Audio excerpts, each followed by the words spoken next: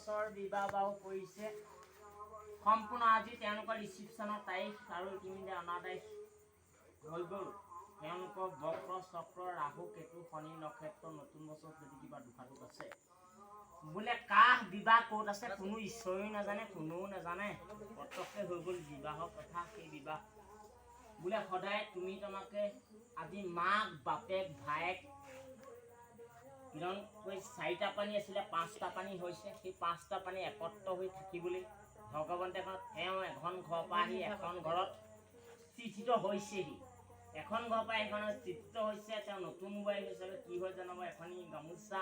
আৰু কেইটিমান অহিনা দি পেলাই আজি সেই ৰিচিপশ্যনৰ তাৰিখত মনজিত বিবাহ হৈ বিহুত যেনেকৈ তিলমিল গিয়েক ঘৈণীয়ে সদায় মিলি থাকিব লাগে আৰু বাপেক মাকৰ কথা বতৰা আচাৰ ব্যৱহাৰ গাঁৱৰ নীতি নিয়ম সকলো নামঘৰ পৰিষ্কাৰ পৰা ধৰিলে সকলো ফালে ভগৱন্তৰ ফালৰ পৰা শিৱ পাৰ্বতী সৰস্বতী সকলোখিনিয়ে লাভ দিয়ক আৰু তেওঁলোক শক্তিকক ভক্তিপূৰ্বক যিচকে বিয়া পাতিছে আজি নতুন বছৰ বহাগত বহুত বিয়া নহয় তেওঁ মনতে ধৰি বিয়া পাতিছে সেই বিয়াতে সমদস্য বহু ৰাইজক তামোল পাণ সা শুশ্ৰূষা নীতি নিয়ম কৰিছে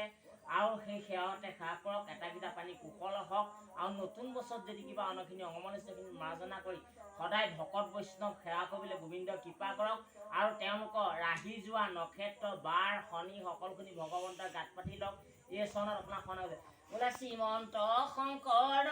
হৰি ভকতৰ